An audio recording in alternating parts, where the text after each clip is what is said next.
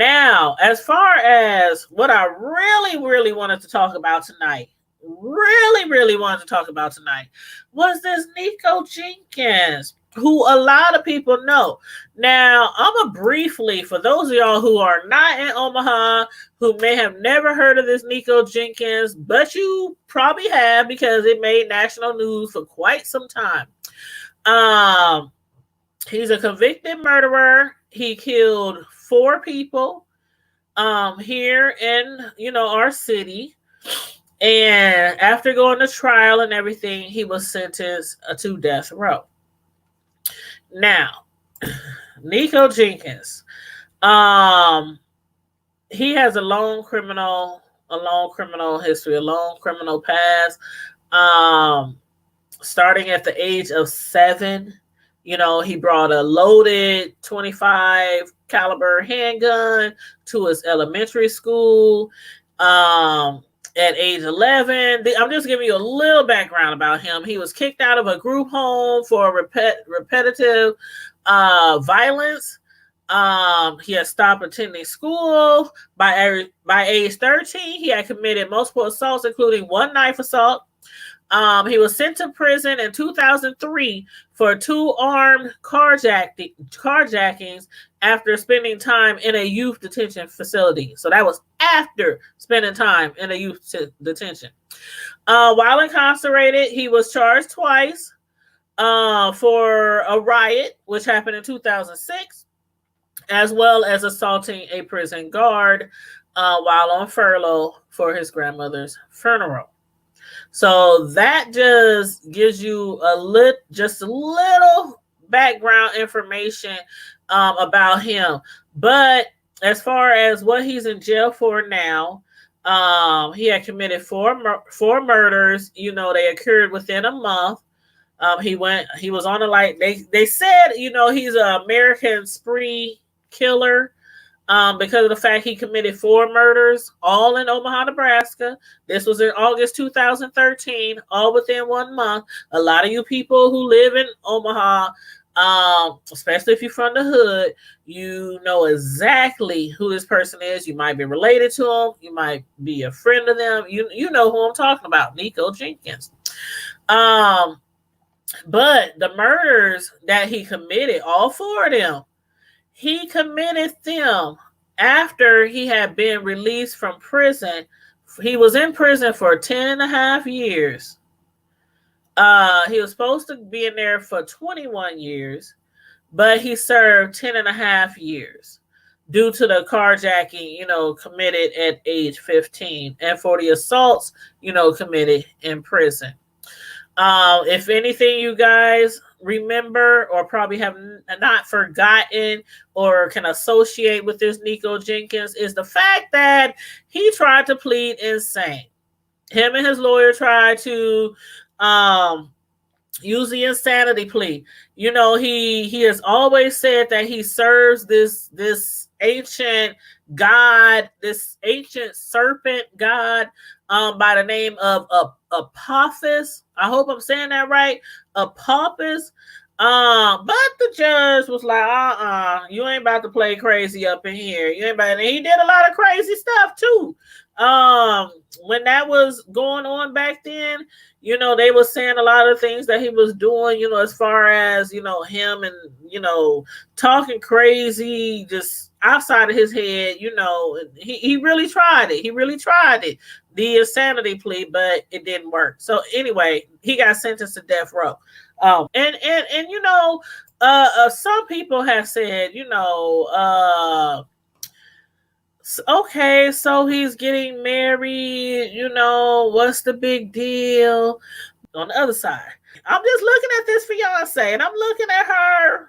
She looks like a normal, average woman, who has fell in love with a prisoner on death row.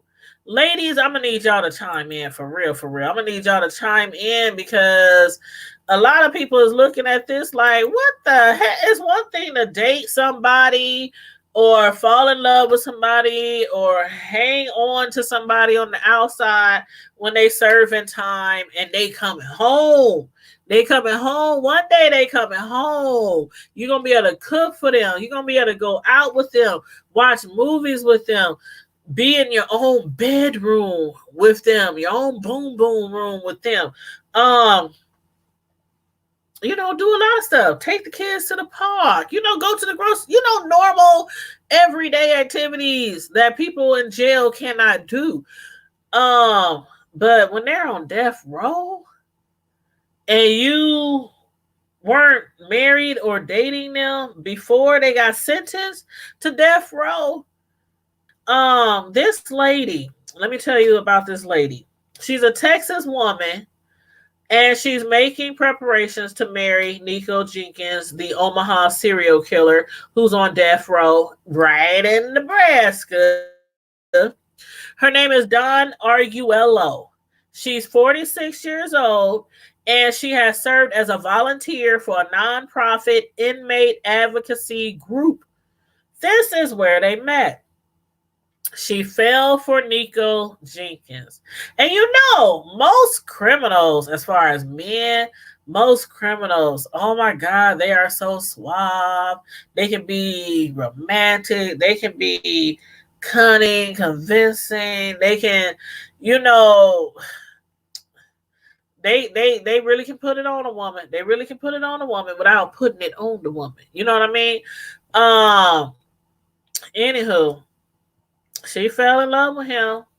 She says she isn't happy also by the way that he's portrayed by the local press. She's blaming the media for how he's being portrayed as like one of the most hated guys in Nebraska, after, besides Charles Starkweather, who was a serial murderer. He killed 11 people, back, in the 50s. She claims, oh, he's nobody like that. He's nobody like that. That's what she's telling the press. So the media, not his murders, not anything he went to prison for, not carjacking, not bringing guns to school at the age of at 7 years old. None of that, none of that destroyed his image. None of that. But the media destroyed his image. But, she says he has feelings. He's very sensitive. He's very smart. And then she said, and I did say this a little bit earlier, right? How some men who are convicted of murder and things like that, really bad crimes, they're very manipulating, very convincing. When it comes to dating or being with a woman, it's kind of like, split personality, kind of. When it comes to, their relationship wise, I don't know. I would love to talk to his ex-wife though, if they're even exes, because I heard that they're allegedly still married. And if so somebody said gangsters need love too. And again, I had mentioned something like that before. Like, some people, they go to prison, they do really horrible things, and then their life might change and they still need support, things like that. But I don't know about him. I don't know if any good can come out of this man before he is killed, before he is murdered. Because again, he is on death row. So I don't know. I don't know. Somebody said, what a sad, weak lady. She's also stupid and dumb at the same time. Somebody said she just wants the attention. And somebody said there's no words. They just like just shaking my head, just shaking my head. They ain't got nothing to say about it. Nothing to say about it.